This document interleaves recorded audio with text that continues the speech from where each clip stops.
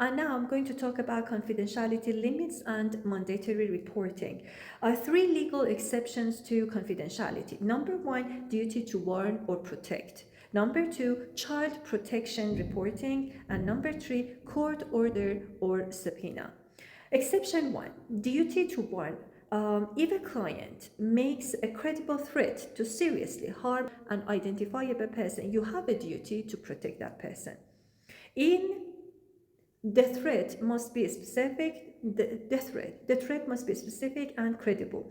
The victim must be identifiable. So remember, specific, credible, identifiable.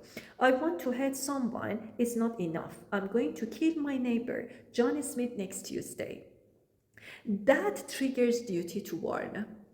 What to do? Take reasonable steps. Warn the potential victim, notify police, or hospitalize the client. Document everything.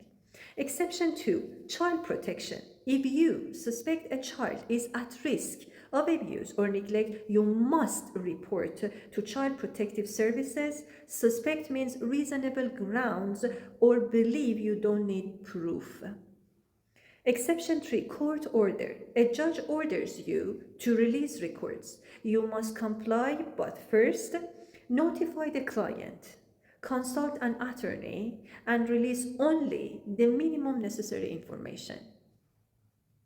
Now, mandatory reporting of colleague misconduct. Under RHPA, you must report a colleague's sexual abuse of a client. This is not optional.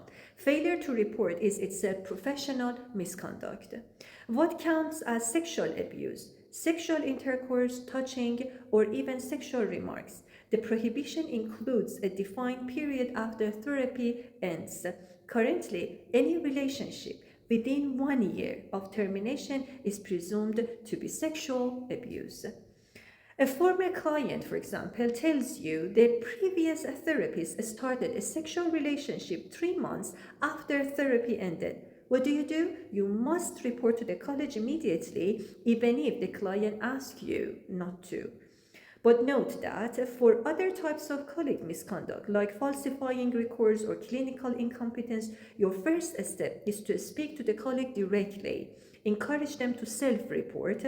Only if they refuse and client risk remains, then this is the time that you need to report to the college.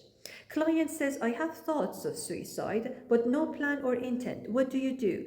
Do not break confidentiality. Increase support, create a safety plan, increase sessions, but no duty to warn without imminent risk.